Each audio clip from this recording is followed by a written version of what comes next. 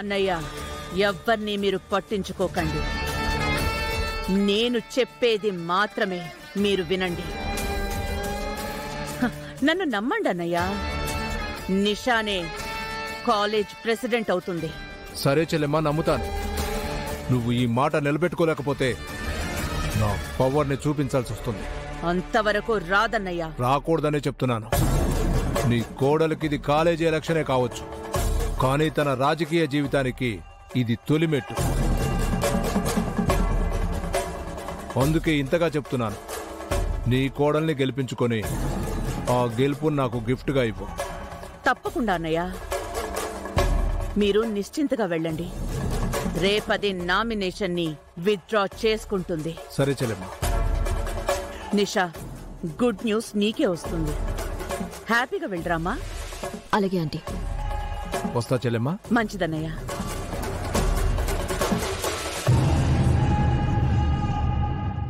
Vayuputra airlines business target next year పెట్టుకున్నది ఈ year లోనే రీచ్ అయిపోయింది మామ్. వావ్, గ్రేట్ నాన్న అరుణ్. కంగ్రాచులేషన్స్ అరుణ్. అంటే సెలబ్రేషన్స్ లో ఉన్నారనమాట.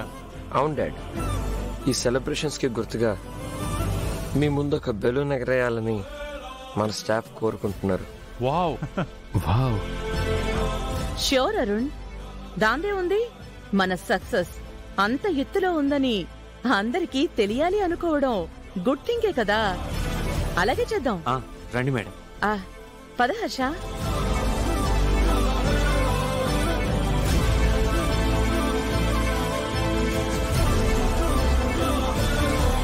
రాజు, మేడం చూడండి.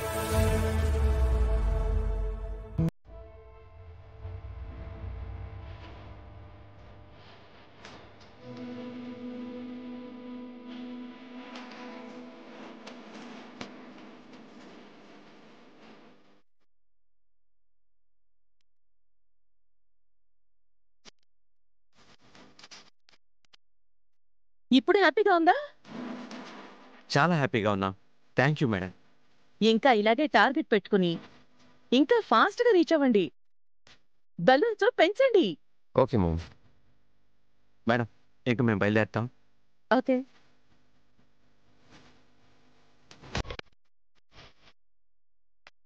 Madam full happy sir. సరే పదండి, లోపలికి వెళ్దాం. పదండి.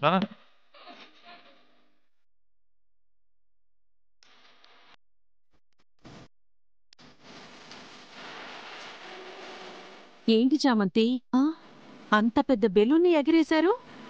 విమానాల బిజినెస్ ఉంది కదత్తా, వాళ్ళ టార్గెట్ దాటేసినట్టున్నారు.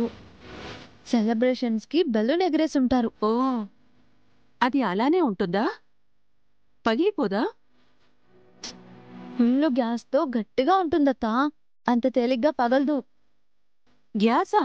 అయితే పైకే వెళ్ళిపోతుంది, కిందకి రాదు. అవునత్తా. కంగ్రాట్స్ అన్నయ్య, సూపర్ అసలు. అరుణ్, మామ్ 50 lakhs బ్యాంక్ లో డిపాజిట్ చేయాలి. ఆఫీస్కి వెళ్ళేటప్పుడు చేసే. Okay ma'am. క్యాష్ కనిపించట్లేదు. మన ఇంట్లో డబ్బు ఎక్కడికి పోతుందమ్మా? ఎక్కడన్నా పెట్టావో సరిగ్గా చూడు. లేదు హర్ష, 50 lakhs చెక్ చేసి రూమ్ లోనే పెట్టాను. రాత్రి కూడా చూశాను, అక్కడే ఉన్నాయి. ఇప్పుడు చూస్తే లేవు. బ్యాంక్ లో మీరే డిపాజిట్ చేయాలి. ఎవరు తీసుంటారు? మన వాళ్ళు ఎందుకు తీసుకుంటారు అత్తయ్య? చూస్తుంటే జరిగింది దొంగతనంలా ఉంది. అలాగే ఉంది రోజా. కీస్ కూడా నేను పెట్టిన చోటే లాకర్కే ఉన్నాయి. మామ్, అయితే డెఫినెట్ గా థెఫ్ట్ జరిగింది. మన ఇంటికి అంత ధైర్యంగా దొంగతనానికి వచ్చారంటే నమ్మలేకపోతున్నాను. నాకదే అనిపిస్తుంది ప్రేమ్. బయట నుంచి అయితే ఎవరు రాలేదు. ఇది లోపల ఉన్న వాళ్ళ పని. మన ఇంట్లో దొంగలు ఎవరున్నారమ్మా? ఏమో మావయ్య, నాకు మాత్రం ఏం తెలుసు. ఓ 10,000 20,000 అంటే వదిలేయచ్చు. 50 లక్షలు అంటున్నారు కదా, పని వాళ్ళని అనుమానించాల్సిందే. రోజా, వాళ్ళు ఎంతో కాలంగా మన దగ్గర నమ్మకంగా ఉన్నారు. నమ్మకంగా ఉన్నారు అని అనుమానించకుండా ఉండలేం కదా హర్ష. ఏం బుద్ధి పుడుతుందో తెలీదు కదా.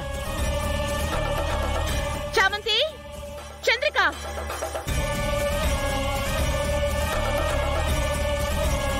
చెప్పండమ్మా. మీరే చెప్పాలి. మార్నింగ్ నా రూమ్ క్లీన్ చేసింది ఎవరు? నేను చేయలేదమ్మగారు. నేను ఇప్పుడే వస్తున్నాను అమ్మగారు. అబద్ధాలు చెప్పకండి. నా లాకర్లో 50 lakhs కనిపించట్లేదు.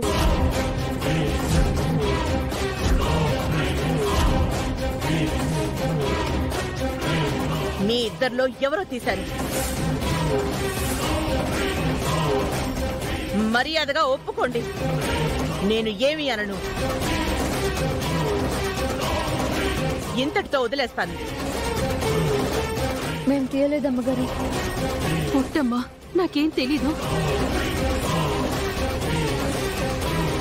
చెప్తున్నారు కదమ్మా, వాళ్ళు ఎందుకు డబ్బులు తీస్తారు? అయినా వాళ్ళకి ఇలాంటి బుద్ధులు లేవు. మరి ఎవరికి ఆ బుద్ధి ఉంటుందంటున్నావు హర్ష? మనకే ఉంటాయా?